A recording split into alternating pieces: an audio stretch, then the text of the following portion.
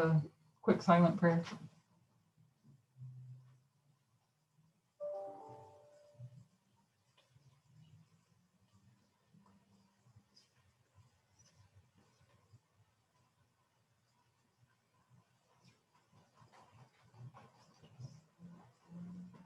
Amen.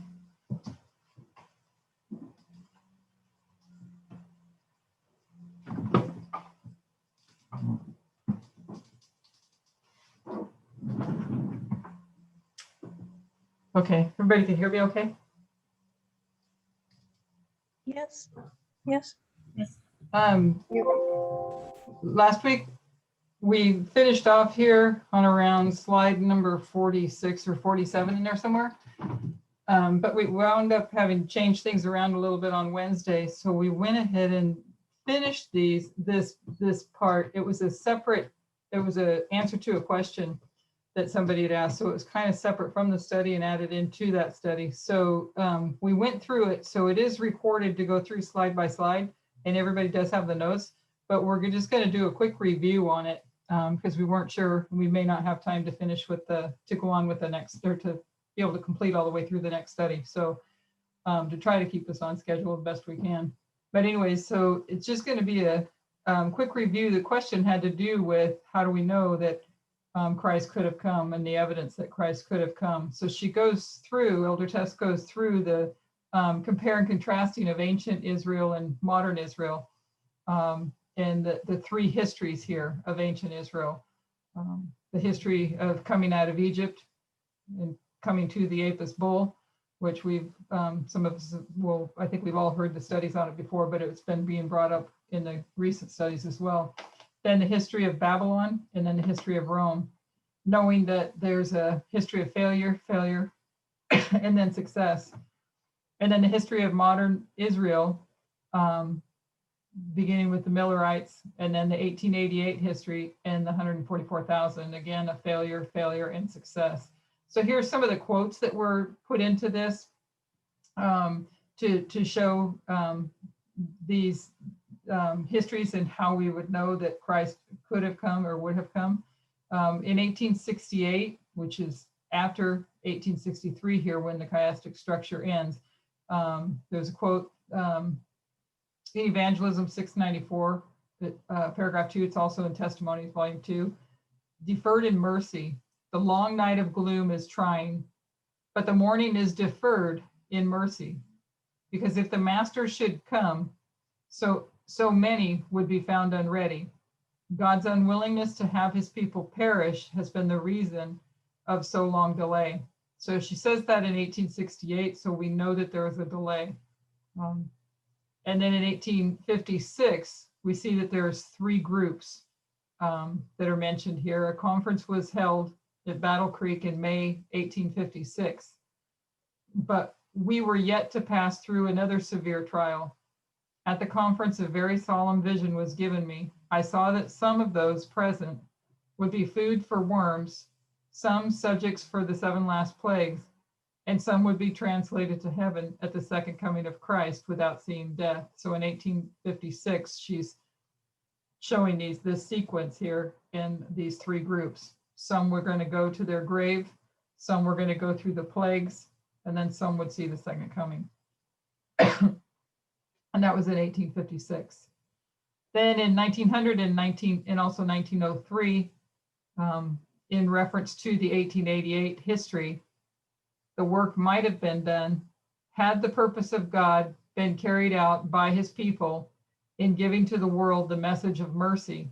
Christ would, ere this, have come to the earth, and the saints would have received their welcome into the city of God. That was Testimonies, volume 6, or Evangelism 694, paragraph 3. I know that if the people of God had preserved a living connection with him, if they had obeyed his word, they would today be in the heavenly Canaan. Evangelism, again, 694, paragraph 4. And then the 1888 history. In the movements now in progress in the United States to secure for the institutions and usages of the church the support of the state, Protestants are following in the steps of papists. Nay, more, they are opening the door for the papacy to regain in Protestant America the supremacy which she had lost in the old world, and that which gives greater signification. Hang on 1 second.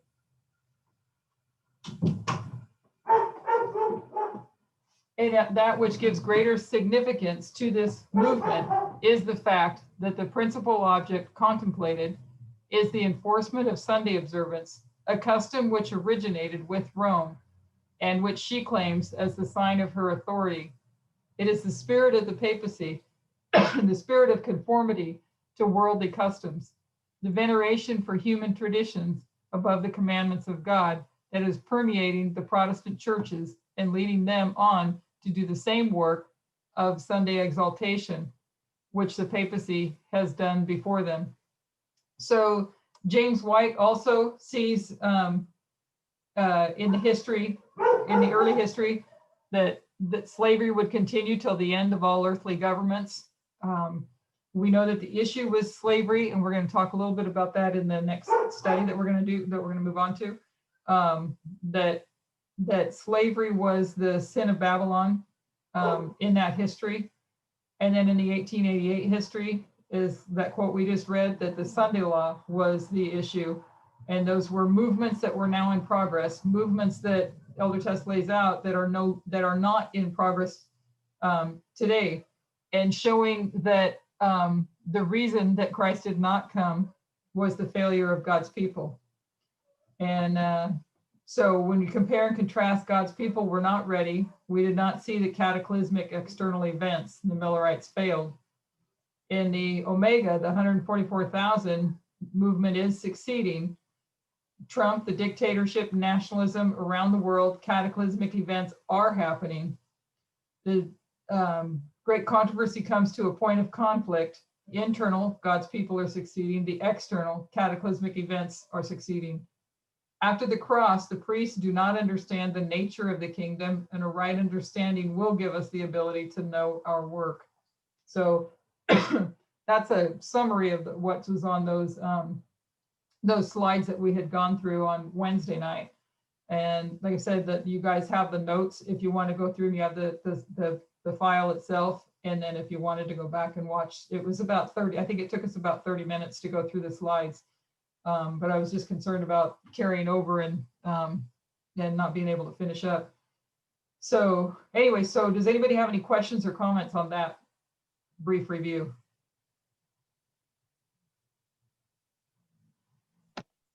Yes, I do. Okay. On the, I think I asked the question about, because you brought it up and it was from this study, on 2 calls to the church, and where do we see that it might be 1? Because that was mentioned. That's coming up in another study. Oh, okay. But if you want to go, this one then. Yeah, if you want to jump ahead, we're going to do that. I think is Christine, am I on for next week for that one, the structure?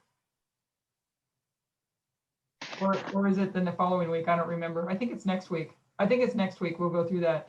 But also you can watch the presentations that she did to understand that as well. Not What was that? Not next Sabbath, and it's not the Sabbath after. It's the 14th of November. Okay, where I do the one on the structure.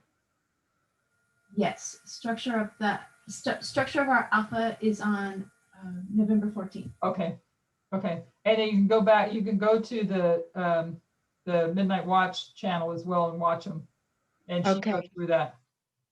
I have a question. Yeah. Really, I've missed several weeks of what your presentations have been. I'm not asking you to fill me in. I can see pretty much what you're doing, but you know how you guys film it and you put it on YouTube so people can watch it. Can I do that? Do you have this all done on YouTube somewhere on your page so I can go back and watch the studies I've missed and see these screens where you're discussing everything on the lines? Yeah, we post everything on the YouTube channel. I'll Okay. get the link for you and post it in the channel. Okay, cool. Because I just want to make it quick. When I get home with internet, I really want to go back and watch the beginning of this study because it's good. Yeah, Thanks. this was only just a section of it. It was not the study was equality can only be found on the path. But then towards the end, she was answering this question and went through this. So Yeah, but you're on slide 67. I've missed slide Yeah. 1. yeah. Well, you can watch Elder Tess. You probably get better understanding by watching her than me anytime. Thanks. But the notes are all there too, either way. So so they're both helpful either way to have the notes in front of you as well, to have the transcript and the slides all presented. So either way. Hey, can I ask Yeah. which what videos are these that Elder Tess did? This 'Cause I haven't particular, been. this particular one was called Equality Can Only Be Found on the Path. And I might actually, Okay. I think I have the date. I think it was July, but let me find it. July 27th. Okay. And then the other question where it says James White sees slavery continue to the end of all earthly governments. Where's that? I don't remember Is- if, I'm trying to think back for those that were here with us Wednesday night. I don't remember if the quote was actually in here. I think she only referenced it. I know I've read it before, but I don't Okay. think it was in here, the actual quote. Yeah, Okay. That was Sister Christine, what did you say? I don't think it was read. I don't think it was in there. I think she Yeah. just referenced it. That's what I was thinking. she didn't mention it. Okay. That's all. Yeah. I always I like, think she's given the quote before in a previous study, but in this particular one, she didn't. I'll try to dig it up Okay. for you though. Thank Yeah, I'll try to find it for you. don't go out of your way, dear. You're so busy. So, Thank you. so this one followed it, and it was, let's see if we can get the slideshow on here. The introduction to modern Israel, and this is where she's been trying to get. And when you do see the presentation that she did for us, it was 2 a.m. For you guys in Arkansas, it was 4 a.m. That would have worked easier, but but anyways, it was 2 a.m. And but she's really showing where she's going with that, and also going back and looking at Eden to Eden and what God is doing to restore us back into his image. So this study of what Sister Jackie brought up about the one call to the church, that's in the structure of modern Israel. Is that the right title? Sister Christine has the titles. I think I have my screen's got the slideshow on. I can't verify it. I have like 5 of them in my head at the same time, but I think it's the structure of modern Israel. The question is what? Is that the right title for the next? Yeah, that is. Did I say the title right? You just said it a minute ago. Yes, I apologize. Structure of our alpha. The structure of our alpha. Thank you. So the structure of our alpha. That's the one where she goes into compare and contrast the 2 alpha histories, the Egypt history and then the Millerite history. So, okay, so this one is Introduction to Modern Israel, and it was August 2nd. And so we're going to review the Sunday law in preparation of going into the Millerite history to get on a firmer foundation. How did the study of the King of the North and the King of the South bring us to the subject of equality? This question has been answered before, particularly in Northern Uganda camp meeting. At that camp meeting, we built upon a previous camp meeting in December. So it's really important for us to understand, obviously, this message of equality and what God is doing to restore us back into his image. And to have a right understanding, as she was talking about, not just having the form and accepting the form of equality, but actually having the mind, the right mind of equality is what one of the things that she referred to this morning. So I need to move something off my way. Okay, One thought here. sure. What I am taking from what the study was she gave, it's a coming together of formalizing, there it is, formalizing the message on equality for our dispensation. That's what I see, because she said we're moving to the increase of knowledge we've been getting. We will still get increase of knowledge, but it's formalizing the message. That it was what my understanding was after I heard her this morning early with this study. Yeah. So that in 2019, what had to be accepted was the form of equality, but it has to be also in our mind. yes, absolutely. Meaning we have to understand it and live it. And many people accepted the form of equality, but when it came to living it, that's where many people are failing. Exactly. That's the character The character. Yeah, that was being brought out. Yeah, right. it's all about the character. So we have our reform line of the 5 key waymarks here in the 4 dispensations, 1, 2, 3, 4. We identified that in every dispensation, there's plowing, early rain, latter rain, and harvest, that there is an increase of knowledge in each one. And then there's a formalization of the message.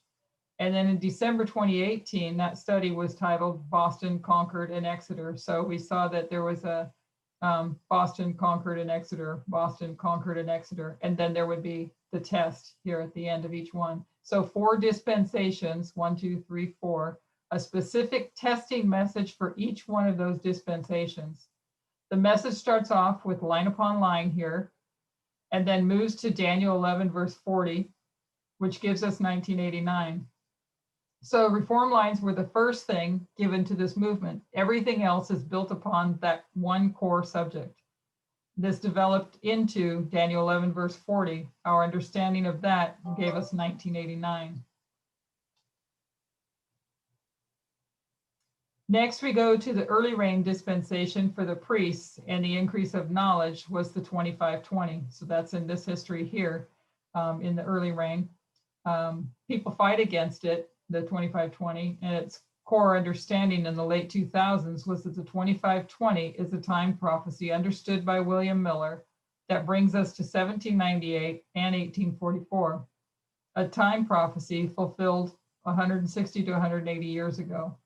We know that in 2012, it developed into time setting, which is the formalization of the message of that dispensation and becomes a challenging and testing message.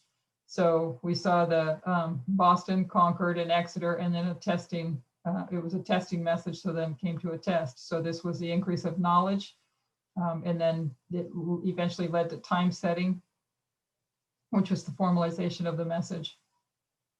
And many of us, I know myself, we're not even here. This would be 2014. I don't have it up there, but this would be 2014. We're not even here. We were just coming in, had no idea of what went on in this history. I don't know that any of us on this study knew of this history. I know when it first started to come out, we talked about it, and those that had even been around before I was here did not know what went on in here either. So next, we're in the history of the latter rain, beginning in 2014. The latter rain message began with the subject of the King of the North and the King of the South. In 2016, our increase of knowledge, but it developed by 2 years later into the subject of equality. So if anybody was around during this time, we remember they were, I believe, in Holland. I think they were in Holland when that study came out with the understanding of the King of the North and King of the, or this coming back to look at the King of the South. So, but it developed 2 years later into the subject of equality as a formalization. So in 2018, the formalization of the message is equality. And then there was a test on it. So how did this increase of knowledge get to this formalization of equality? How did the subject of the King of the North and the King of the South develop into our understanding of equality, of racism, sexism, and homophobia? We won't go into the full study of Eden to Eden. For much of these studies, we try to demonstrate what was taught in 2018 to 2019 was that these studies, each step of that process came with about 2 witnesses. There were two witnesses that would take us to World War II. Two witnesses took us to World War I. There's really two witnesses that brought us to equality. One is the subject of dispensationalism, Eden to Eden, new earth to new earth. The sin that led to racism, which is described as a curse, not that God instilled it in humanity, but was a result of human sin, and then the removal of that curse from God's people. A sin led to sexism. It's described as a curse placed on Eve. Again, this was not the will of God. It's the consequence of sin. And then God, through each reformatory dispensation, removes from his people. It's a process of 6,000 years to bring his people to where we are today. Not that we have necessarily arrived in each individual life where the message stands on equality. So this one's not going to be using the Eden to Eden study, but the witness to get to the King of the North and the King of the South and equality is the direction we're going to go. So we won't look at Eden to Eden, but just a few minutes we'll cover that subject, the subject of the King of the North and the King of the South, the first way that it turned from the King of the North and the King of the South to equality. So that's what this is about, is how we got from the King of the North and the King of the South to equality. We're going to open up a dispensation. This is the reform lines of the priests. We're going to step back and go to the reform line of the 144,000. This is the early reign for the 144,000, our current dispensation, 9/11 to Sunday law. So you got 9/11 to the Sunday law, and it's the early reign for the 144,000. We have 2019 as the increase of knowledge, 2021 as formalization, and then the Sunday law. And at 2019, we had our increase of knowledge of the Sunday law, which is why we had the opening up of truth that we experienced last year.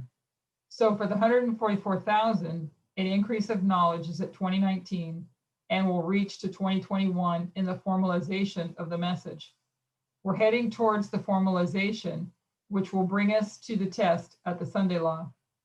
We can understand this using two different symbols and say Boston, 9/11, Concord 2019, and Exeter 2021, and test October 22nd, that pattern that we get from the Millerite History. So you have Boston, Concord, this is for the 144,000, Boston, Concord, Exeter, and then the test. What opened up the subject of equality, this testing message, was this increase of knowledge on the King of the North and the King of the South, but specifically the King of the South. Acts 27 took us to the history of Pyrrhus. Pyrrhus is the King of the South. Almost every study done to date on the wars between the King of the North and the King of the South, up until 2018, are almost entirely focused on the perspective of the King of the North. It was always focused on the King of the North and this fight that he had with this kingdom in the South. But we focused most closely on the King of the North. It was the King of the North that we particularly understood through Bible prophecy. We understood it as when going into Revelation and seeing the woman riding the beast and all of that symbology. We understood it to be a church-state relationship. The King of the North, a church and state relationship.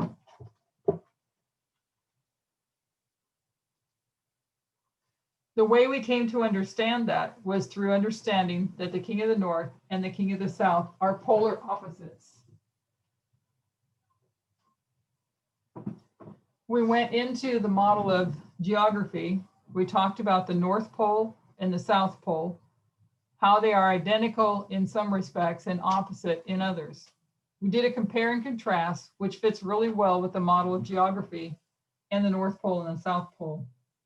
We went into a look at history into Ptolemy's Egypt and a church-state relationship that he had compared to the church-state relationship in Babylon. Compared and contrasted them. The comparison was they're both in church-state relationships. The contrast is that in the King of the South, the church does not control the state.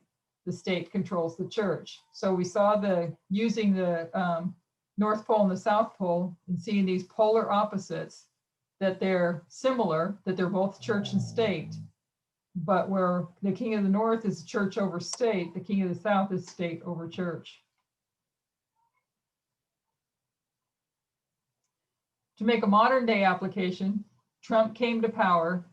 How did he come to power and who gave him power? The evangelicals in the United States gave power to Donald Trump. So you have the church giving power to the state. How does it work with Vladimir Putin's Russia? The same way it worked in Ptolemy's Egypt, the same way it worked in the French Revolution, the same way it worked in Stalin's Soviet Union. Vladimir Putin comes to power and he gives some authority to the church because he can use the church to his own end. So the king of the north, the state comes to power, but it's given its power by the church. In the king of the south, the state comes to power, but Vladimir Putin was not elected. He does not receive his power from the Russian Orthodox Church. Instead, he permits them to have some authority and then uses them to his own political ends inside and outside Russia. Anybody have questions?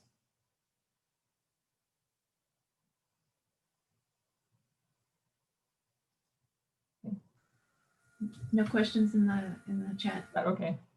So the way that the subject of the king of the north and the king of the south, the Diadochi Wars, the World Wars, Pyrrhus, the way they took us to the subject of equality is because they opened up or shone a spotlight on the nature of the king of the south. One element to add to that is not the evidence in itself. Eden to Eden is the model. But this prophetic time span, when you consider that 2019 is the opening up of the subject of equality to its fullest extent, and it's 220 years from 1799. So you have 17, supposed to say 99 there, sorry. So it's 220 years here, which we know is the number of restoration. 220, what does that number represent in Bible prophecy? It represents a restoration. The 220 represents restoration and inspiration. So we have a number marking restoration that brings us to the restoration of equality, of the end of nationalism and the end of sexism.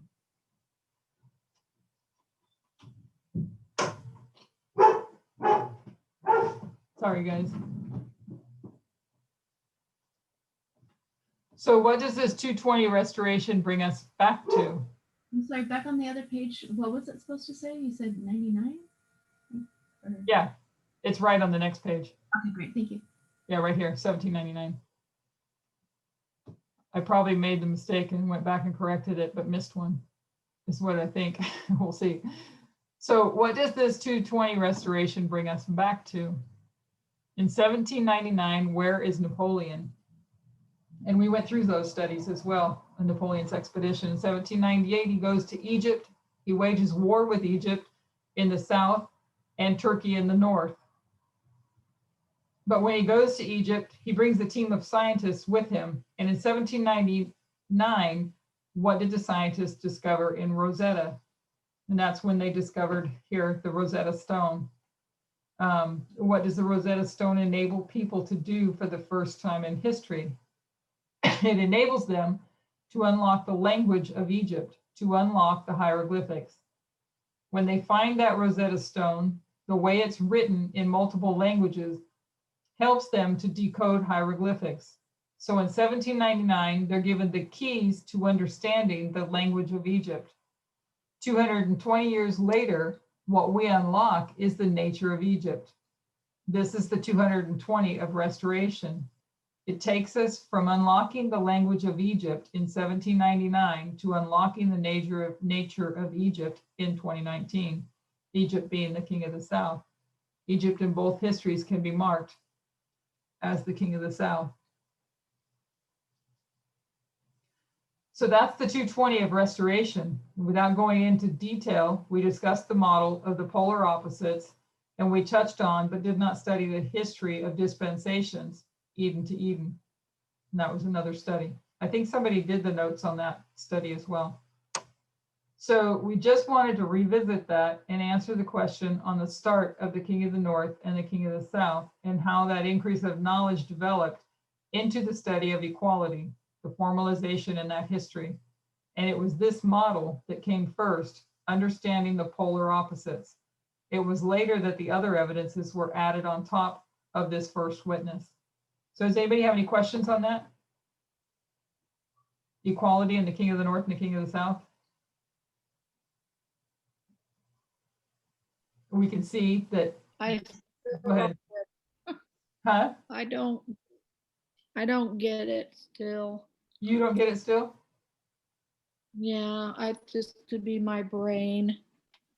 I was just saying to David, I wish I could stop you and just contemplate what you've just said. So it can sink in my brain because I haven't watched these original presentations. So yeah, I'm still struggling with how we get. Do you remember back in 2016? I'm pretty sure it was in Holland because we all watched those presentations, all of us that were around at the time, where was it Kimberly and Shawatu? Is that how you say his name? Yeah. When they Yeah, got that right. of the King of the South. So that brought us Right. to that understanding of the King of the South that eventually, and that was 2016, that eventually through this study came to understand the character of the King of the South, the character of Egypt, and the Rosetta Stone plays a role in that, in understanding and unlocking Egypt, the character of Egypt and the understanding of Egypt. So, and looking at the King of the North and the King of the South and the characteristics of them, that they are polar opposites, whereas they're completely opposite of each other, but they do have similarities. And the similarity is that they're both church and state, but the difference is that one is church over state and one is state over church. So Right. in coming to the message of equality, I believe where we're headed is to understand true equality. That there is a church-state relationship. There is a male-female relationship. There is a husband-wife. I don't know if you call it male-female, but there is a husband-wife. You can go through Proverbs and see that. And you can trace through the Bible and see the left and the right, the liberal and the conservative, and so the North and the South. And in this case, in all of those studies are culminating in what is equality in heaven's eyes, what is heavenly equality. So in seeing these two differences, and this is the battle that has gone on throughout history between the King of the North and the King of the South, but it's going to leads to the message of true equality. And Okay. and she doesn't, there are things that are, I'm trying to think of who said this particular thing. It's true equality is not compromise, because that's the whole other study that's now out as well. That compromise is not true equality. So God is leading us to understand in this restoration process for us the true heavenly equality, which you might say center, but not centrist, as in the liberal being a centrist and a compromiser. So there's many perspectives to that, I guess you say tentacles to this whole thing, but this particular one is just focused on the King of the North and the King of the South. Did that help at all? It helped a few paragraphs back. I had a little click in my brain, so it did help. It's just, again, it's my challenge is to be able to keep up with these things, because I don't want to reinforce negativity in my own brain, but her studies are just very difficult for me to comprehend. I mean, to follow, and yeah. They do take. So it's just my. They do, I think we have a delay. They do take time. I mean, I know, I'm pretty sure everybody can attest to that. I have to listen multiple times to some of these presentations, and I've learned over the course of the last couple of years is, by the time I've understood something, I can go back to a previous presentation. I think we were talking about this on Wednesday too, like a presentation a year ago, and realize it was being said all along, and we just weren't getting Yeah. it. And so, and that's, I don't want to mention this pastor again. I don't remember if I did it on I don't think I did it in a study or not anyways. But anyways, the series that I watched a long time ago before I was in this movement, anyways, it was talking about, it was showing the histories, not line upon line at all. It was long before I was anywhere near this movement, but showing the histories of failure, so to speak, of how, like the disciples, how we know that that's a part of our study now, that the disciples did not understand everything. And it's in this period, in this dispensation now, where God is giving us this time to understand, where Jesus was explaining to the disciples after the cross what they did not understand before. So it was becoming more and more clear, and it'll be clearer at Pentecost. So seeing that the disciples had to basically catch up, and there were a few other histories that were given, and one of them was also the Millerite history. So it always impressed upon my mind way back then that when you come to the end, there's no do-overs. It's not like you come to the end and say, oh, I didn't get it yet, so take me back and re-explain it now so I can catch up. And so God has designed the message to catch us up on these things. And the reason being, with the review that we did in the previous study, that we see the counterfeit developing, and we see the true developing. And they're in some of the studies that she's presented to show the counterfeit, and there be like 100 years difference in the histories that she was going along with, until you get towards our history, and it seems like what we're seeing is the counterfeit and the true are getting into alignment. And that would show too with the Pope embracing civil unions between the LGBTQ. So Yeah. so the two are coming together in their with their message, while the true comes together with their message as well, and they're going to be caught up. We're going to be caught up with Jesus, and that's what he's doing. So equality is part of that, and understanding heavenly equality. Yeah, I mean, I understand the equality part, and I don't think I have to labor over how we got from the King of the North and the King of the South to equality. Personally, I mean, for me, I look at a lot of the details, and it's like, as long as I understand equality and continue on, and to be quite honest, I believe that's the nature of God's kingdom that we didn't understand. I could be wrong, True but equality. I think that's the nature of the kingdom that we did not understand, and now we do. And it's just like a smack on the forehead, like, why did we never get this? I mean, why did we not understand this in reading the Bible and looking at the life of Christ? How could we have missed it, except that the Lord allowed us to be blind to it until such a time as this? You know what I'm saying? I mean, it's all over Jesus. Is like he's, and you used a different word than moderate. Whatever word you used a different word, but moderate. But that's you said just recently, just in this talk that we're having. I'm sorry to take up the time. No, that's good. But The centrist. Centrist, yes. Yeah. You know, the same idea. I mean, that's Jesus. He's the perfect moderate.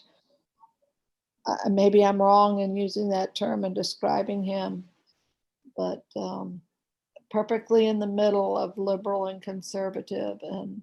And I think that, like I said, that's the nature of the kingdom that we totally didn't get, and we're just now getting and working on. And I just feel like we don't have a lot of time, but he knows all things. I have faith in him Thank- too. If we are faithful to him and we accept what has been presented, there may be things we don't understand. I mean, I'm looking at what I got out of that presentation this morning was he's like here in 2012, the message of time opens up and many of us aren't even here. We have no idea that we passed a major waymark. No idea. And look at how long it took to get us to understand it here. But we do know that at Pentecost, that's when, and it's after Pentecost, the Holy Spirit's poured out, and then they understand things more clearly. So he's giving us this time here to understand things more clearly. And so by the time you get to here, Sunday law, Yeah. 2019, yeah, okay, yeah, or Pentecost, we get to Pentecost, I'm looking at this line down here. By the time you get here, you're gonna see, I think what we're gonna see is the true and the false king of the north go head to head and all be on their right Yeah. message. Okay. Yeah, I mean, because looking up at 2018, the message of equality, I'm thinking I didn't hear a word about equality in 2018. It was all Acts 27. You know what I'm saying? Yeah. But so I struggle with those things also. Is that message of equality came in 2018, but yet if it came, who heard it? Who knew it? I know Um, if you, we all stroll with time, but going back to those classes in Arkansas, it's amazing what you see was already there that went right past us. Yeah, right over our heads. It did, it went right past us, and God in his mercy is, because I keep getting confused with this one and this one, because this is 2019 and then this is 2021. So like we didn't understand time setting here, you know, we still struggle to understand equality here. So what she talks about in that presentation is in this dispensation, we had understood the form of equality, but it also, we have to have it in our mind, if I'm saying that right. So and it has to be in mind. In other words, and I kind of hear from what you're saying, it is, you have that understanding of heavenly equality, that and God's love for all mankind, and you're gonna get a lot more people just you know, when they talk about comparing and learning from what you see in the actual world here, you're going to see a lot more people open up to the gospel when you show grace for and love and kindness and respect for people, than going out and accusing them and calling them sinners and telling them you're all going to go to hell. So this is the period of time where that message of equality has to be in our mind, because that's going to be pivotal here at 2021. Yeah, I just one comment, because you know we're in the Bible Belt. I mean, there is a church at a, you know, it's like you're at a four corners, you know, four-way stop. There's a church on four corners. I swear, there's so many churches here, and they have their marquees out front, you know, with their little catchy quotes of the week or the month or however long they keep them up. And I said to David, you know, how many, you know, people are drawn into church by these little, you know, catchy quotes? You know, because I said, to me, it doesn't attract me, you know, even as a believer, you know, but what's gonna be attractive is not those little catchy phrases about sin whatever, it's going to be that, treating that person just like God treats us, Yep. and that's what's going to catch people's attention, and not these little catchy phrases to try to get you to come into church. So sorry to take up so much time. I just And draw them. think it's helped. So in late December 2019, there was a study in Australia with the focus of fulfillments of 2019 and what happened in the spheres of influence that the King of the North and the King of the South were fighting over that year. But also in that whole dispensation from 24 to 2019, those prophetic bookends, and we went through the bookends in the previous study.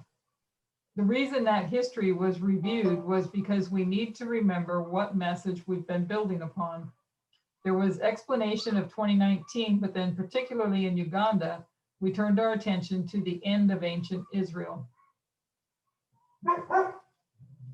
What was discussed in Uganda was our close of probation waymark, how it is symbolized by the cross at the end of ancient Israel, and how you can look at the history on either side of this waymark by identifying Gethsemane and the wilderness from the two reform lines that we build from that history. So we can see Gethsemane and we can see the wilderness, two crises that Ellen White describes in almost identical language. The two times Christ fought Satan directly, and where if he failed or fell the entire hope of humanity was lost. So you can compare and contrast Christ's experience in Gethsemane with his experience in the wilderness in that 40 days. It happens straight after this waymark, also symbolized by the baptism. So either side of this waymark is a point of crisis. Two separate crises back to back. The reason we started discussing the end of ancient Israel is because we were in the wilderness. If anyone felt relaxed once the shaking was over with Future for America to that extent, we needed to see that we were not out of danger. In fact, we're into a whole new danger, a danger that we're still currently in and confronting. So that is why we went to the reform line of the end of ancient Israel. We'll do a quick review. The black is labeling the waymarks for the end of modern Israel. Up above the end of modern Israel, we place the end of ancient Israel.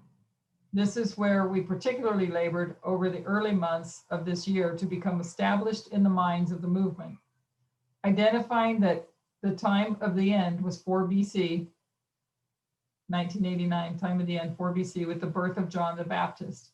And then Christ, that was first plowing, that this first plowing occurred under the ministration of John the Baptist, the first angel. Christ is baptized, 27 AD, Christ is baptized, the arrival of the second angel. You have the work of Christ to prepare a group of teachers who will be equipped to give the gospel, to give the message of the gospel, not directly to the world, but back to the church. So first of all, one group is called, that's the disciples. They're trained first under John, then it is a time period between the baptism and the first temple cleansing. They should learn in this dispensation to move their allegiance from John the Baptist to Christ. This causes problems within the disciples that Christ has to battle with throughout this history. Then in the history of the latter reign, this is the ministration of Christ between the first temple cleansing and the cross, this history here. The cross begins the time of trouble for the disciples. It was their close of probation. So 2019 is the disciples' close of probation and their time of trouble. They go through the harvest time period. The last polishing efforts are made for their training. And then at Pentecost, they go not to the Gentiles, but back to the church. So at Pentecost, they go back to the church here. Between Pentecost and 34 AD, there's a second call made to ancient Israel. 34 AD is the end of the 490 years, and the gospel moves its focus from being directed solely at the Jewish nation to now being directed towards the Gentiles. This is when they go to the world between 34 AD and 70 AD. So in 34 AD and 70 AD, the gospel goes to the Gentiles or to the world.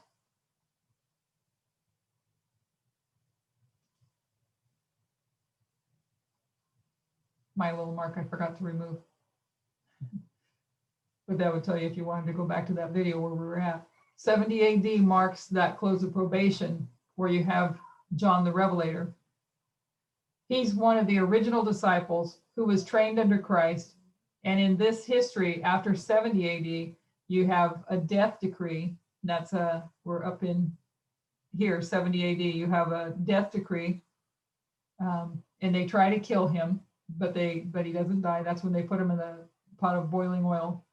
He's banished to the island of Patmos, and Ellen White says here he witnesses the second advent of Christ. Back in this history here. So you have the full model of the end of ancient Israel as it confirms the end of modern Israel. That we have a calling time that began in 1989, the time of the end in 1989. You have the work of Elder Jeff Pippinger. You have the training of this first group that we call the priests because of Ezra. When he speaks about the priests, Levites, and Nethinims, it's speaking about the three groups that left Babylon in the history of that gathering period.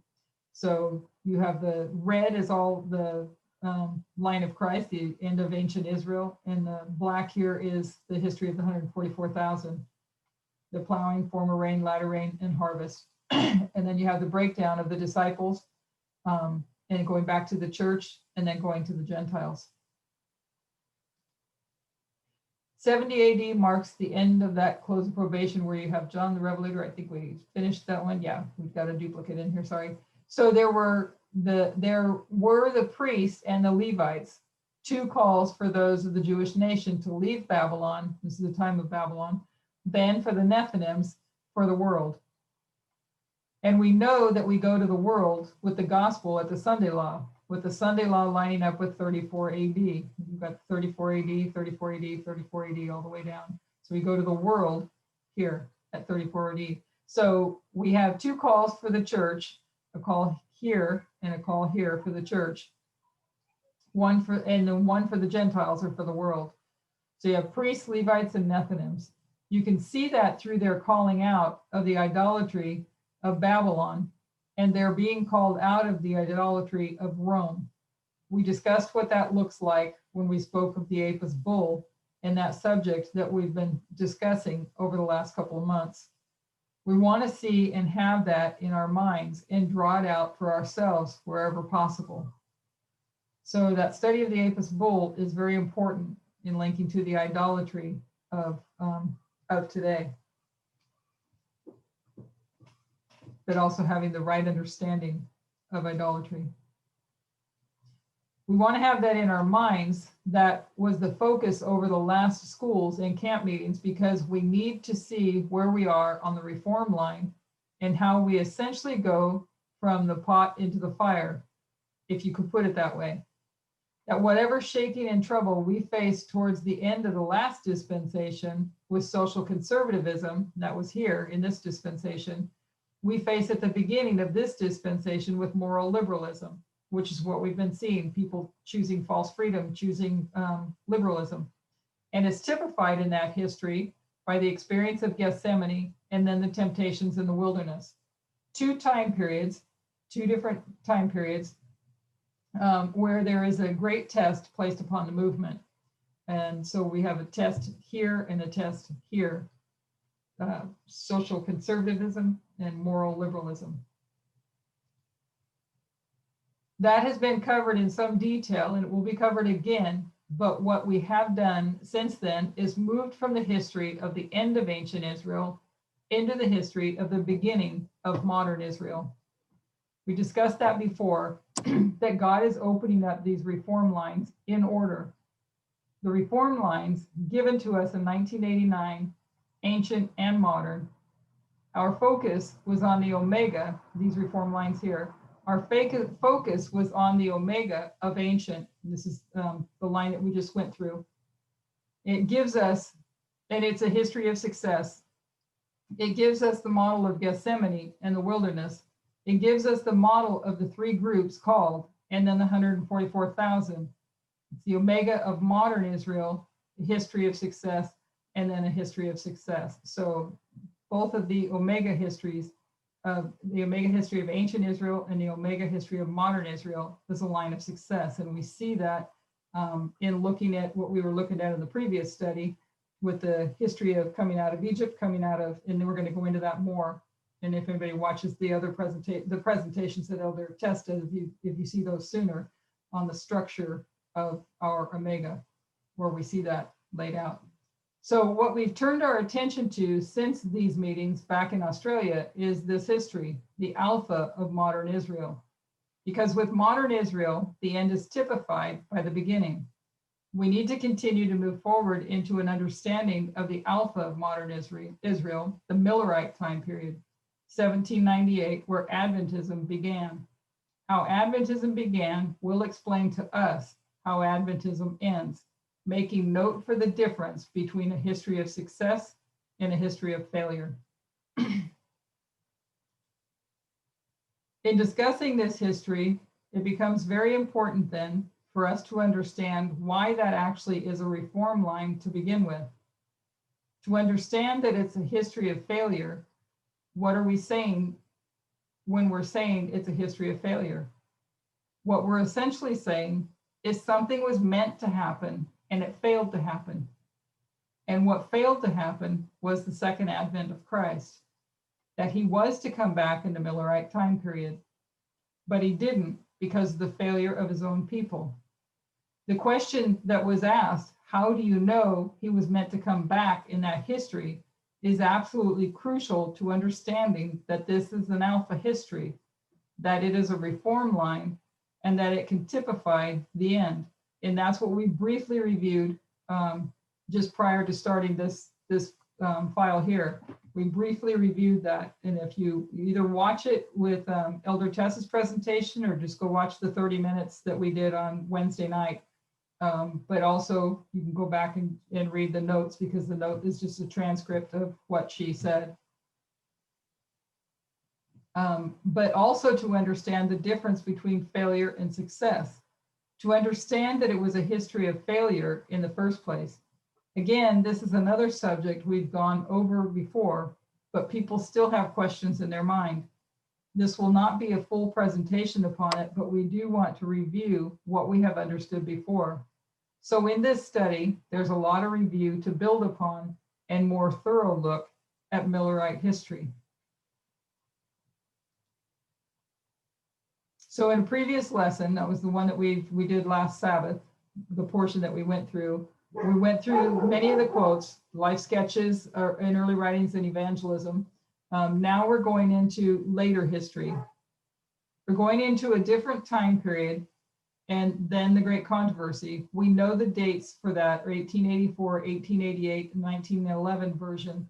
The Great Controversy, we're going to look at 573. Paragraph 1, the 1888 version. We're going to look again at Evangelism 694, paragraph 3 and 4, which was in 1900. And that's 44 years from our first quote. So if you see from the first quote here, 56 down to 1900, it's 44 years. What we do is line up early writings with the Great Controversy. Early writings was written in 1858. It is the original manuscript where she takes God's people from the beginning of the Great Controversy through to the end, and the end of the 1,000 years. So in early writings, she gives the same overarching view of world history that she gives in the Great Controversy, but she does it 30 years earlier. And what we want to do is compare and contrast the similarities and the differences. So we've already made the claim that Christ was to return in the 1860s. 1863 can be marked through the 2520. I think everybody here is familiar with that, the chiastic structure of the 2520 ending in 1863. So what she did was compare the two histories, the Millerite history, leading up to 1863, and then the 1888 history. And that's what we're going to look at here. So we refer back to the quotes. 2 years before she publishes early writings, she's at a conference at Battle Creek. It's May 1856. And these are some of the quotes that we just read also in the previous, when we just did that brief review. It says May 1856, 2 years prior to the date of the publishing of Spiritual Gifts. She says at the conference, a very solemn vision was given me. I saw that some of those present would die, some would experience the 7 last plagues, and some would be translated to heaven at the second coming of Christ without seeing death. So it's 2 years before the publishing of the spiritual gifts, of their spiritual gifts that you find in early writings in that publication. And she's visiting people and she's given a vision, and it's not just she's told that some of those people would witness the second advent without seeing death. She's also told that some would be alive through the history of the 7 last plagues. In other words, the 7 plagues and the second advent was to occur within the lifetime of those living in 1856. In the next few paragraphs, it talks about one who was there who recognized she was one of the ones who was going to die, and she did die the following Friday.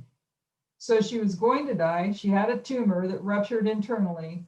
She was quite ill, but some of those there were to experience the 7 plagues, were to witness the second advent without seeing death.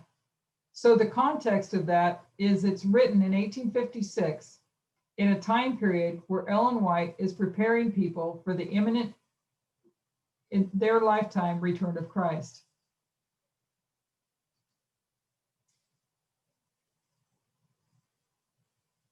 Spiritual Gifts is a document published in early writings.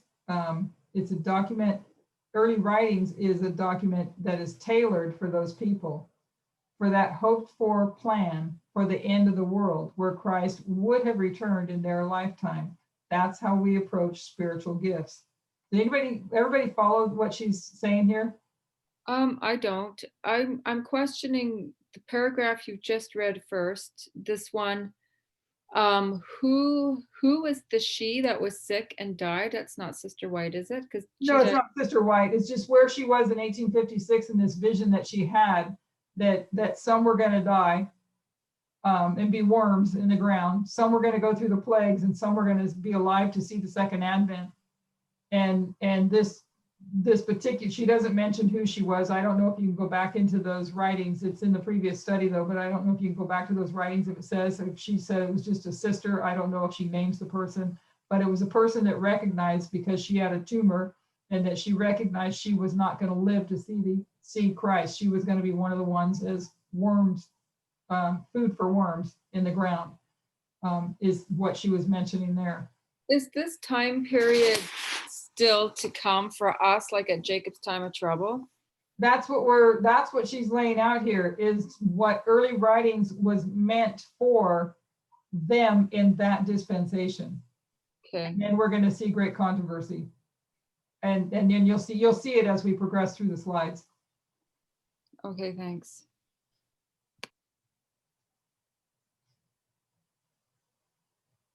So what we've done is compared and contrasted. Hang on one second. That model where Christ was to return, then with the great controversy, a new publication in 1888 written for a new hopeful model at the end of the world. This is a triple application of Bible prophecy. 2 histories of failure combined show us our history, our own history of success. The Millerite history plus the 1888 history combined show us the history of the 144,000.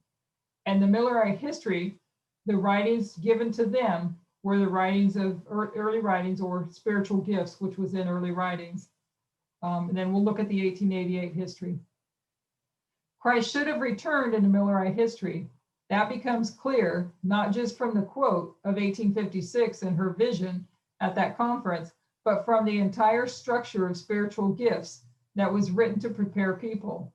When that fails, she says in 1868, that was our third quote, she says that the morning, the second advent of Christ, what she's referring to has been deferred in mercy. So they were to expect that Christ was to come in this history, but it was deferred in mercy because God's people were not ready. God's unwillingness to have his people perish has been the reason for so long a delay. What she's saying here is that Christ was to return, but his second advent has been deferred. It has been delayed. She's saying that in 1868. So in 1856, she says he will return in the lifetime of those present. Then in 1858, she publishes Spiritual Gifts, which would have been the document for those people in the lifetime of those present. Then in 1858, she publishes Spiritual Gifts. Let's see, in 1868, she's already said that the plan has been delayed. So there's a failure of God's people in this history that delayed the plan for the second advent. It gets passed on to a second hope for history, and that is 1888. The Great Controversy is written, tailored for them. So early writing, Spiritual Gifts, was written, tailored for these people here, and Christ was meant to have returned. In 1868, she's saying it was deferred in mercy. So now there's going to be a second history where Christ would try to gather his people again.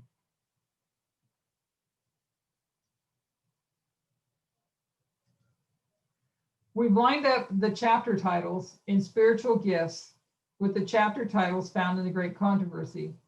You find William Miller in Spiritual Gifts is an American reformer in the Great Controversy. So you have the chapter title, William Miller, and here you have an American reformer. She's covering the same history. What she's going to do is cover the history from 1798 to the deliverance of the saints, or God's people delivered. The deliverance of the saints, or God's people delivered. The deliverance of the saints is Spiritual Gifts, and God's people delivered was in Great Controversy. This was meant for Christ to come in this history in 1863. This was meant for Christ to come in the history, not in 1888, but after 1888 in that history. So these chapters are 1798 to the second advent. You can see how they're both tailored for the hoped for second advent of Christ in the lifetime of those living. First of all, the lifetime of those living in the 1850s, then the lifetime of those still living in the 1880s and 90s. Both histories being a history of failure. So they're both a history of failure. So what it makes me then think about is, and what I think she's been trying to say, is that, surely there was a plan, and these writings were to take them to that end of that plan, to the second coming. It didn't happen because his people weren't ready, they failed. Then here comes another book, and we've read these books as if they're, is it right to say, a repeat and enlarge? I think that's probably the way we would look at it. Correct me if I'm wrong. We've read them as if they're the same thing, and we've applied them the same way in our own history. When in actuality, what she's showing here is that one book was for this history, one book was for this history, and now we're writing our history. Those are my words. Allison has a question. With Allison has. I do. I'm sorry to interrupt. I just wrote it there because I didn't want to interrupt, Elaine. You have under number 1, 1858. Is that meant to be 1858 or was it meant to be 1853? No, 1858 is when she wrote Spiritual Gifts. Okay. Was it 1856 and then 1858 and when the early writings? I don't remember that, but it was Spiritual Gifts in 1858. But was Christ supposed to come back in 53? No, 63. 1863. I always mess that up. 1863 is when second coming. And he didn't. Okay. Okay. I'm sorry. I'm still kind of trying to get this. I'll let you continue. Well, just remember the chiastic structure that we all have understood of the two 2520s. Isaiah taking Isaiah. I don't have it all fresh in my mind well, so I pray I don't mess this up. But going back to Isaiah chapter 7 and the 65-year prophecy where you had the 19 years and the 46 years, and then you had the 46 years and the 19 on this end. Does that familiar to you? Yeah, I remember that. Okay, so it took us to 1863. So based on the 2520, the chiastic structure of the 2520, we're now able to look back and know that Christ could have come, was to come in 1863. That was to be the end of it. The Civil War was part of these plagues. They were and they were being judged on slavery. The sin of Babylon was at this time, the sin of Babylon. And that's the other thing that's being drawn out here. At this particular time, the sins of Babylon, it was slavery. In this particular time, it was a Sunday law. So remember that 1 + 2 = 3. So we need to understand our history, and it would be a different book based on our dispensation and based on, these two histories of failure. Take these two histories of failure and combine them and compare and contrast to get our history. Okay, thank you. That's a good rundown. That help? Yeah. Okay. So this model shows you what that reform line should have looked like if it was successful. 1798, William Miller, an American reformer. It covers the history of 1798 to 1844. Post 1844 begins to be discussed in Spiritual Gifts, the chapter Spiritualism and Covetousness. The introduction to the Laodiceanism, then to the early Adventists, as well as the external spiritualism in the world. It is the parallel of the Great Controversy chapter, Can Our Dead Speak to Us? So you see that here, spiritualism, can our dead speak to us? Spiritualism and covetousness, the Laodicean church, and can our dead speak to us? Let's see, discussing spiritualism. This is post 1844. So we have this history of 1798 to 1844, and then this was post 1844. So we can skip straight from here. This is post 1844 to the chapter, The Loud Cry. So you have the loud cry or the final warning for the history of the 1888 history. The final warning is the loud cry. They are parallel chapters, but they're meant for two different histories. Then Spiritual Gifts gives us the chapter of the close of probation. And the third angel's message closed. The third angel's message closed here. They both discuss the time of trouble. You have the time of trouble here on both of them. And then they both discuss the second advent, deliverance of the saints and God's people delivered. But the core chapter that we focus on to see the difference in these histories is this one here, and that's the sins of Babylon. The sins of Babylon is a parallel to the chapter of liberty of conscience threatened, which is repeated in the next two chapters, the impending conflict and the scriptures of safeguard. This is the issue of the Sunday law history. We understand the breaking of the Protestant horn. If Christ is going to return in either of these histories, what needs to be broken? And that's the Republican horn.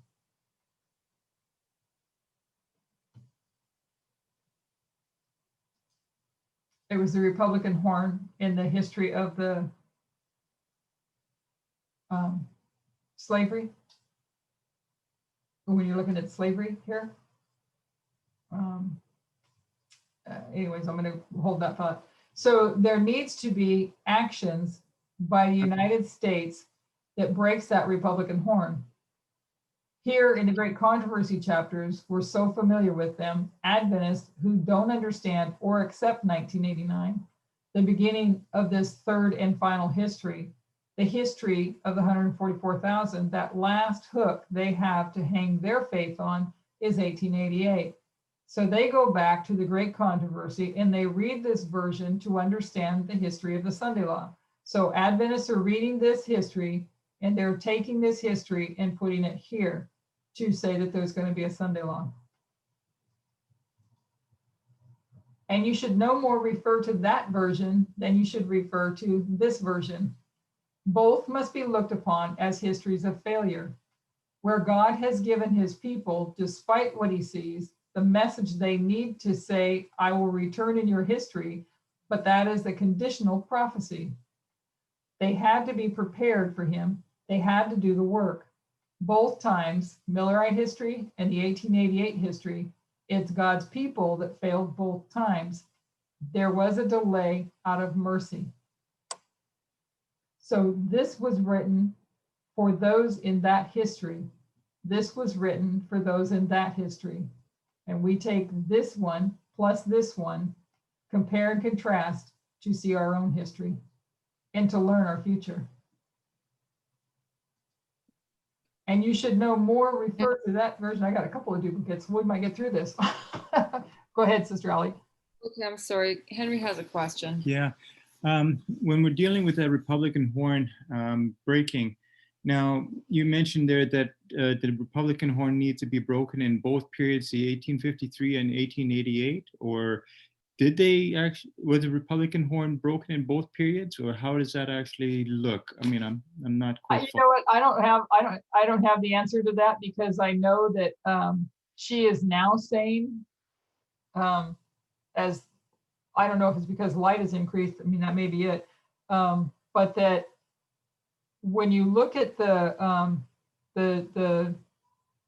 beast that has two horns like a lamb but speaks like a dragon, she's been bringing that together and showing, and maybe somebody else has a better way to say this, or correct me if I'm wrong, but showing that the lamb-like horns continue, which is the profession, their profession, and versus their speaking, or their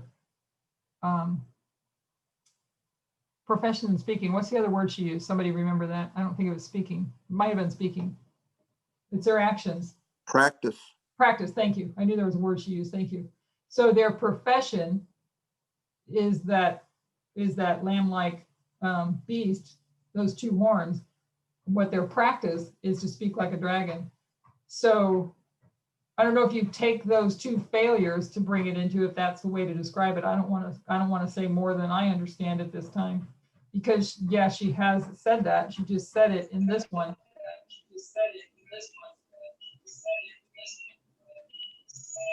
Can I talk? Yeah, somebody can. There was an echo. I thought it was me because we keep getting that. Anyways, Revelation 13:11 has the words in there. He had two horns like a lamb, and he spake as a dragon. And that like is, I think that what they're talking about is the profession there. Yes.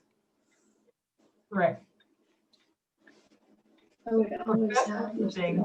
we always have the horns. The horns are. I can't hear anything. Me? You can't hear me? Or her? Did you guys hear that? Can you hear me? No? I can't hear David very well. Okay. Kathy and I have to keep going back and forth, turning hers No, off and turning I mine am on. completely So I had off. mine all the way off and I couldn't hear you. So they have their profession, but they have their practice at the same time. So Yeah. the implication seems to show that the Republican horn really doesn't break. Right. That's the way I understood it. And I know that. Yeah, that's the way I got it. So Ellen White says in The Great Controversy, in the movements now in progress in the United States, will come to Sunday law. Those movements then in progress are not happening today. That's talking about the 1888 history. Those movements are not happening today. They came to an end. The National Reform Association ceased to operate. So these movements did not lead to Sunday law crisis.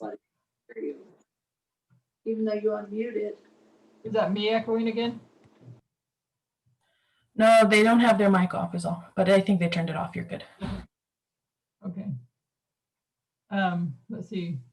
So those movements then in progress are not happening today. They came to an end. The National Reform Association ceased to operate. So these movements did not lead to the Sunday law crisis spoken in The Great Controversy.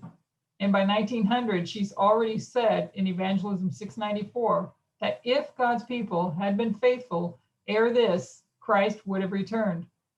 So by 1900, she's saying he should have returned. There's been a delay. So they're given spiritual gifts. God's people fail and go into the Laodiceanism. She says there's been a delay out of mercy because of the failure of God's people. You come into the history of 1888 and they're given the Great Controversy. By 1900, she's saying there's been a delay. The plan of God for him to return in either history has not come to fruition. We must combine both to understand our own history.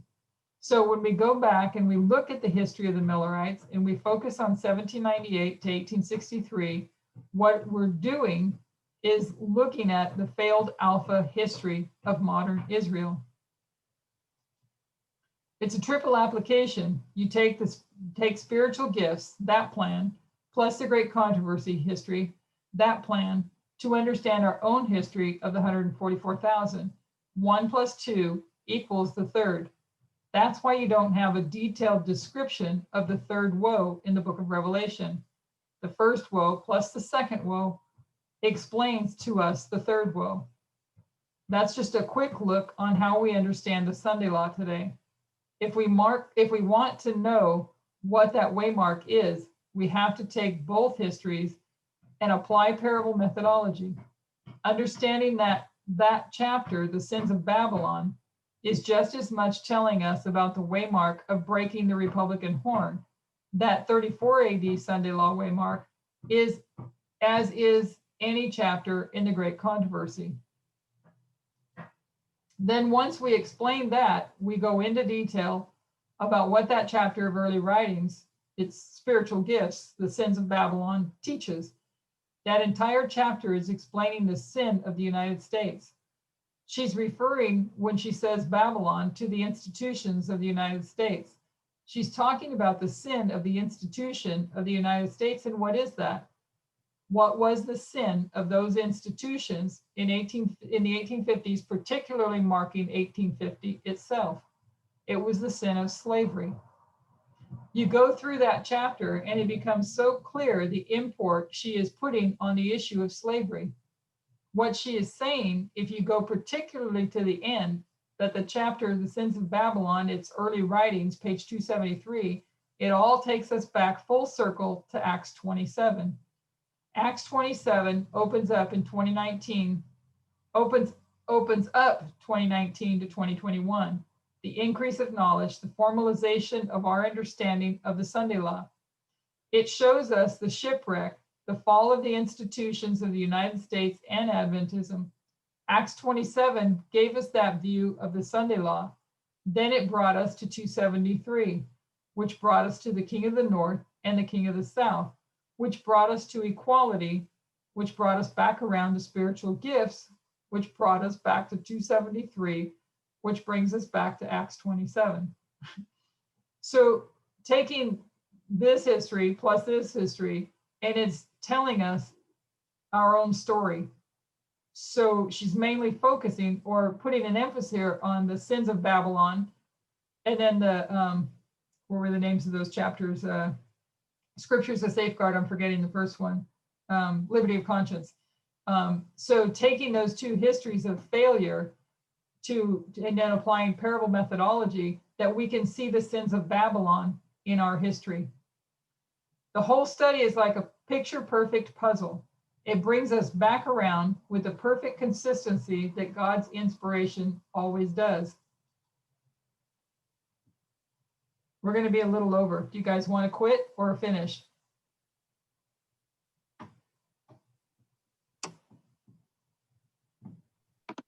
Go for it. Okay. So you go into, I don't think we have too much further to go. Maybe somebody can look at the file, but I think it was maybe around 50 slides. Yes, it's 51. It's what? 51. Okay. You go into the beginning with early writings, page 273, that chapter, and she speaks about the United States as having filled the cup referred to in Revelation chapter 18. Revelation 18 brings us to the Sunday law. She says that the United States filled that cup. You can link it to 1850. So that waymark, everything that you would expect to be fulfilled by that waymark, by the angel of Revelation 18, can be locked solid on top of 1850, which would have meant that there would have been a perfect prophetic model in Millerite history if Christ had come back in 1863. You would have seen all that fulfillment, the breaking of the lamb-like horns, the turning of the United States from speaking like a lamb to speaking like a dragon, finally its judgment and fall under the Civil War that was then in progress. We won't go further into 1850 because as we step through Millerite history, we're going to discuss Millerite history again.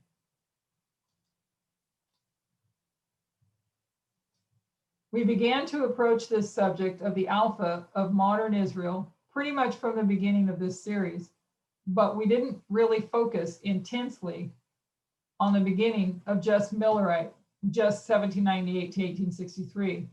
What we did was we had an overarching look at Protestantism from the First Great Awakening through the Second, and at the history of 1798, which occurred within the Second Great Awakening.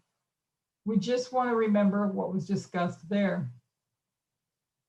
We just did an overarching line and we showed how in 1798, there's these two branches of Protestantism.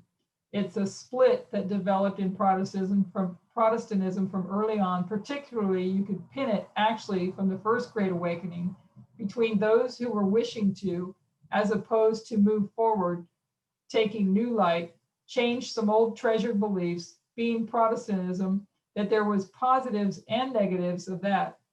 But when you have this staunchly fundamentalist branch of Protestantism, particularly that held to Calvinism and had no intention of changing from those core fundamental, essentially to conserve those conservative beliefs. I'm sorry, I probably have some structure in my words wrong here. We mark the two branches in 1798 because it's in 1798 you see them split over this over the U.S. election. So you have the conservative and the liberalism. You see this split. That conservative branch was particularly led by Jedediah Morse.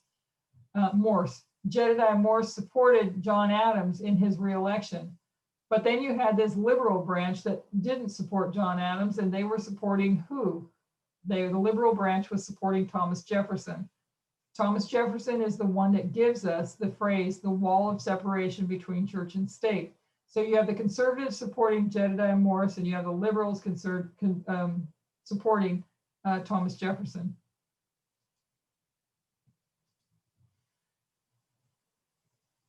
Let's see, the conservatives under Jedediah Morse, who were opposed to such a separation, the separation of the wall of church and state, who were opposed to change, and who introduced in 1798 the conspiracy theories into American political discourse. So they brought conspiracy theories into the political discourse, particularly the idea of the Bavarian Illuminati operating within a US deep state.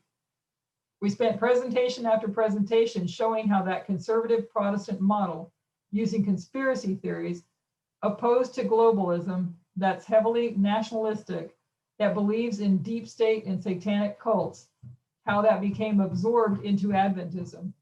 We discussed that when we compared and contrasted ancient Israel and modern Israel. And that was in the study, I believe it was from last week, Equality Can Only Be Found on the Path. Ancient Israel held on to the Apis bull, how that occurred through their three histories: captivity to Egypt, captivity to Babylon, and then captivity to Rome. And then for modern Israel, Millerite history, 1888, and our own. And that was in the previous study. So the three histories of ancient Israel, the three histories of modern Israel, both holding on to idolatry. Ancient Israel, the idolatry of pagan nations, which can be symbolized by the Apis bull. Modern Israel, the idolatry of Protestantism. What we have to clearly understand is which branch of Protestantism we've absorbed our idolatry from.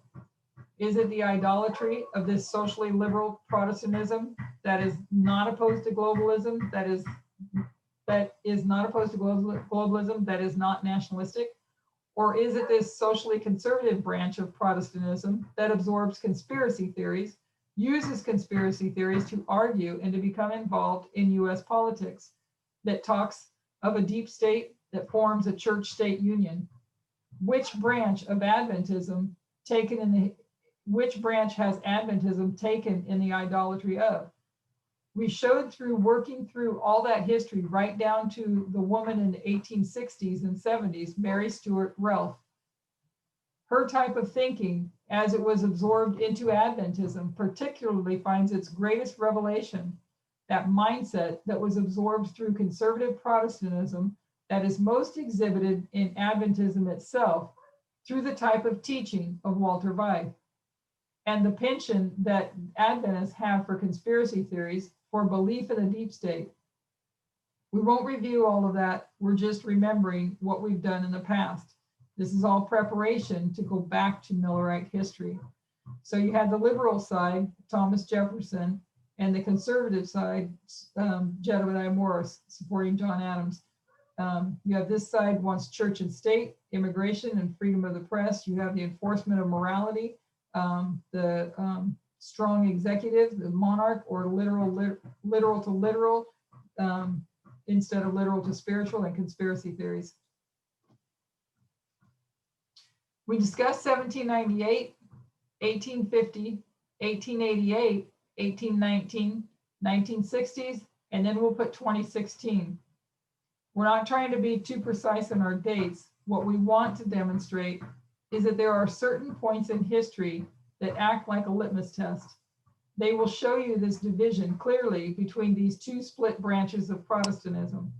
One of the earliest was the 1840s and 1850s, the subject of slavery. Slavery so neatly, literally split Protestantism in two. The three largest Protestant denominations of the United States experienced schisms between 1843 and 1845, particularly centering on the year 1844, which we also know was a pivotal election. The division within Protestantism, there was very visible, very literal, but it's as real today as it was then. It's not quite so literally visible, but the division is just as much evidence today. So there's been litmus tests through history that show these two sides. Slavery was one of them. Not all Protestants supported slavery. Jedediah Morse, his son, invented the Morse code. And what was his position on slavery? Completely pro-slavery, pro the South, because he learned from his father. 1888, we haven't discussed much the two branches of Protestantism in the issue of blue laws in the United States. Some homework, if we're willing, look into these two branches, the liberal and the conservative side, in the 1888 history, and try to understand whether or not there were Protestants opposing Sunday laws. Which of these two branches, where did they stand on 1888 and Sunday law issues? What happened in the history of 1919 that showed the split? What happened here that showed the two divisions in Protestantism? The fundamentalists were at work. What had just happened in 1919? You had World War I, and what do they want to do to prevent another world war? They wanted to form a League of Nations, and that split Protestantism. They weren't called conservative or liberal. It wasn't phrased that way, and they changed the name over time. The reason that we have the name evangelical today, or one of the reasons, is in trying to distance themselves from the type of Christianity spoken of by Hitler in World War II. So there's been different names over time for different groups. These are essentially the fundamentalists. And the fundamentalists in 1919 are completely opposed to the League of Nations because the worldview they've developed around both the nationalism and the conspiracy theories of Jedediah Morse.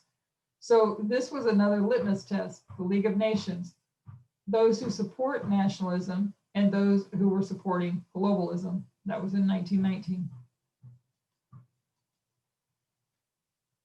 The idolatry of Adventism does not come from globalism. It comes from the threat of nationalism. We drew up on the board through those presentations the fact that we all believe in one world government. But what that looks like takes you down two different channels, two different streams, where you either say Trump is a hero or Trump is a villain. And that was also in the previous study that we just went through last week. 1960s, how were they split? The civil rights movement. 2016, Donald Trump, and you see that split is as alive today as it was in Millerite history. So we have this overarching view of what Protestantism was doing. This is oversimplified and far too brief, but it gives us some picture of this internal fight within Protestantism that becomes visible through these litmus test issues.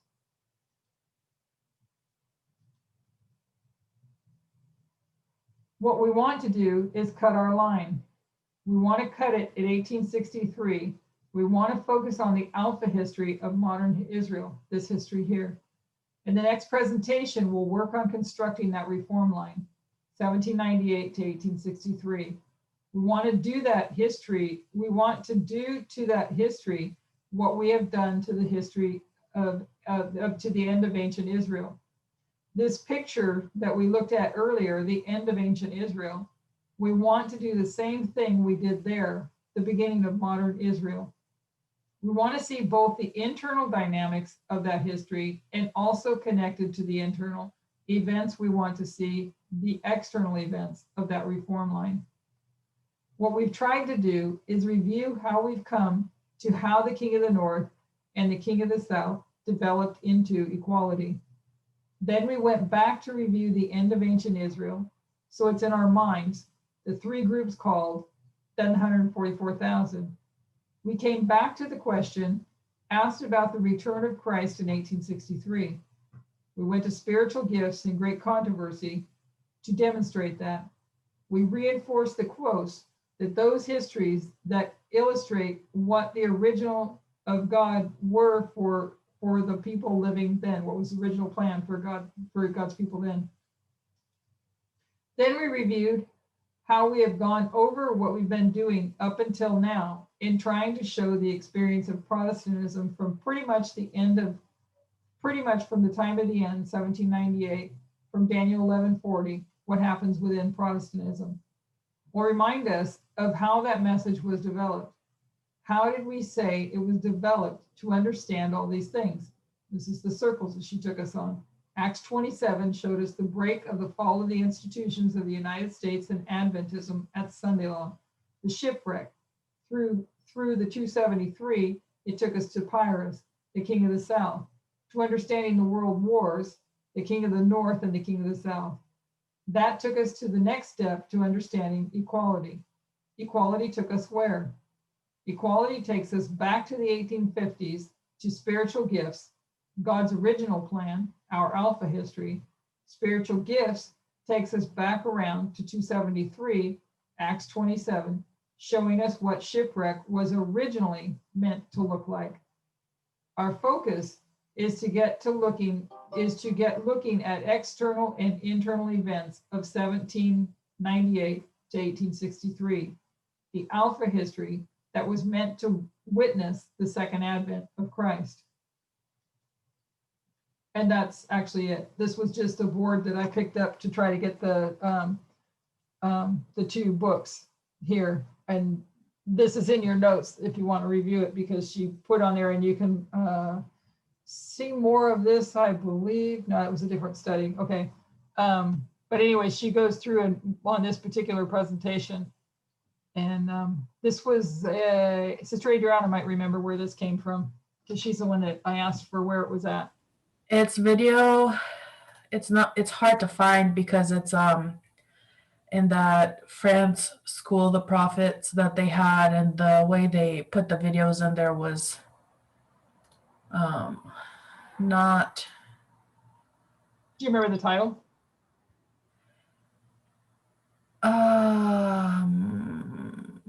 Hang on. I have a. So you can see on this line here, the cup was full. Christ would have come in 1863. You see here the movements that are in progress, now in progress. She's talking in this time, they're now in progress, but then she later talks about the delay again in 1900s. So if you you can message those links that I sent you to everyone else, because I think I texted them to you. Meanwhile, if you unshare screen, I can just put my lines up here that I had, and then people can do a quick screenshot.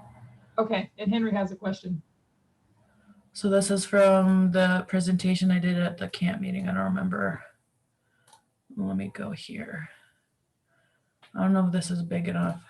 Is that there? I closed my little screenshot taker. But I got it. I got it, and if nobody else did, Okay. All right. deal with saving it later. But I did catch it. Okay, Henry has a question. Was that an old?